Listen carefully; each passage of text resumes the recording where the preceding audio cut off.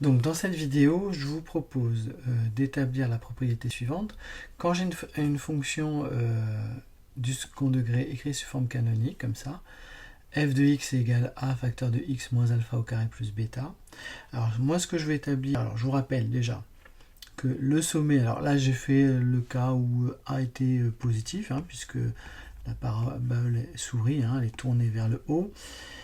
Mais ce que je rappelle, c'est que le sommet, lui, il a pour coordonnées alpha et bêta. Et ce que je vais établir pour montrer que la droite qui est ici, qui passe par S, donc c'est la droite, une droite verticale, donc son équation, ça va être x égale alpha. Tous les points de cette droite ont leur abscisse égale à alpha, tout simplement. Moi, ce que je vais faire, c'est établir que finalement la parabole qui représente la fonction f, elle est bien symétrique par rapport à cette droite. Alors comment je vais faire? Tout ça, attention, c'est dans un repère orthogonal, où il faut au moins que les axes soient perpendiculaires. Je vais choisir ce qu'on va faire. On choisit deux points x1 et x2. Je ne les choisis pas n'importe comment. Il faut quand même que alpha soit au milieu de x1, x2, c'est-à-dire que alpha soit la moyenne de x1, x2. Et moi, je vais chercher à établir que les images de x1 et de x2 par la fonction f sont identiques. Et si je fais ça, j'aurai établi que j'ai bien un axe de symétrie. D'accord?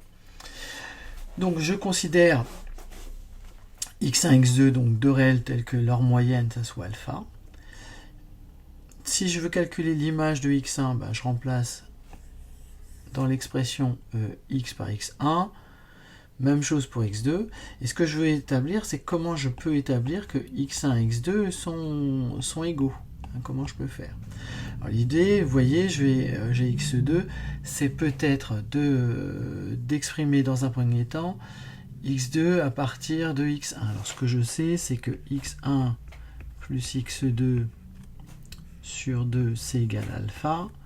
Donc si je multiplie par 2 de chaque côté, je vais voir que x1 plus x2 qui va être égal à 2 alpha. Donc j'ai multiplié par 2 de chaque côté.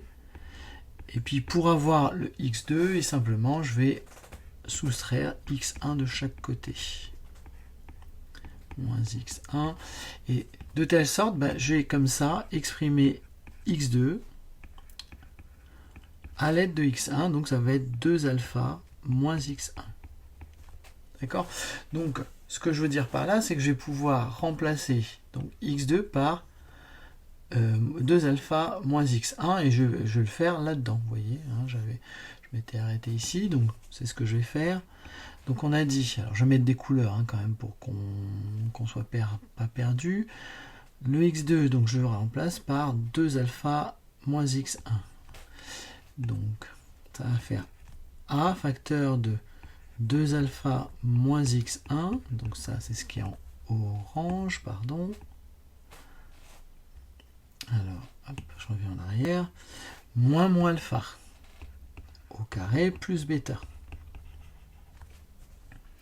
Alors ici j'observe, je vais réduire, il y a des choses qu'on peut réduire.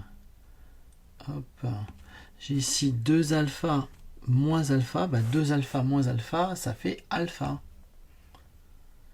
Donc égal à a facteur de alpha moins x1 au carré plus bêta.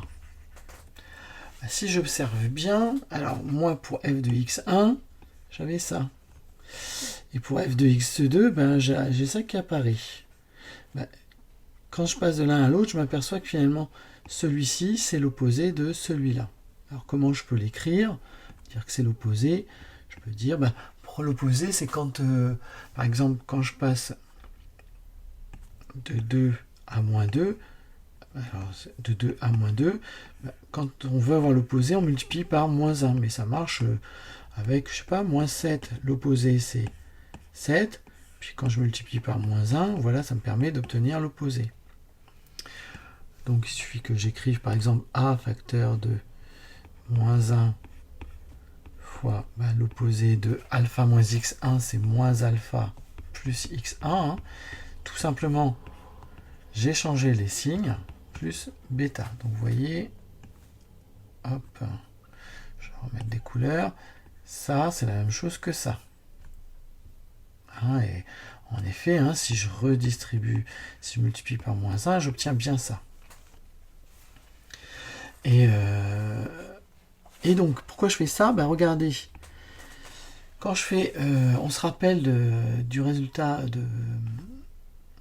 qu'on avait vu au collège, quand je fais A fois B le tout au carré, ben, c'est la même chose que A au carré fois B au carré.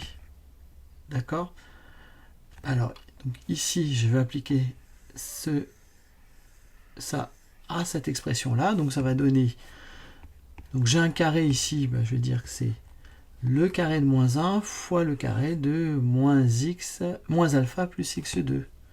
Donc moins 1 au carré fois moins alpha plus x1, j'ai dit x2 tout à l'heure, plus bêta. Mais le carré de moins 1, qu'est-ce que ça vaut? Bah, le carré de moins 1 fois moins 1, ça fait 1. Et quand je multiplie par 1, c'est comme si je faisais rien du tout. Donc j'obtiens a facteur de moins alpha plus x1 au carré plus bêta. Et si je le veux, moi je veux l'écrire comme ça, hein, j'ai juste à échanger l'ordre. Et ça donne donc x1 moins alpha au carré plus bêta. Vous voyez, alors là, j'ai tout développé. J'ai tout développé.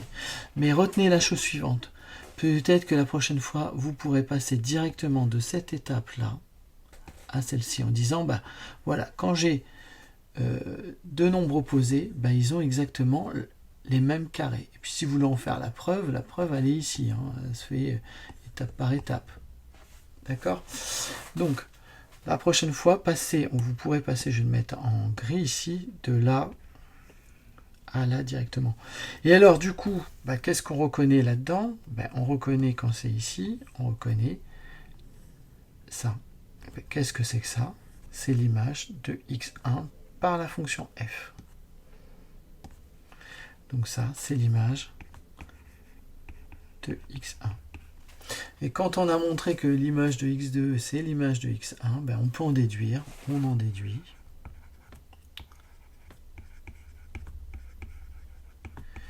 que la droite d'équation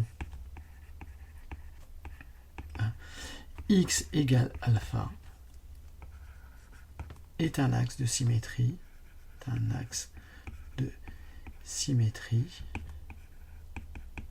de la parabole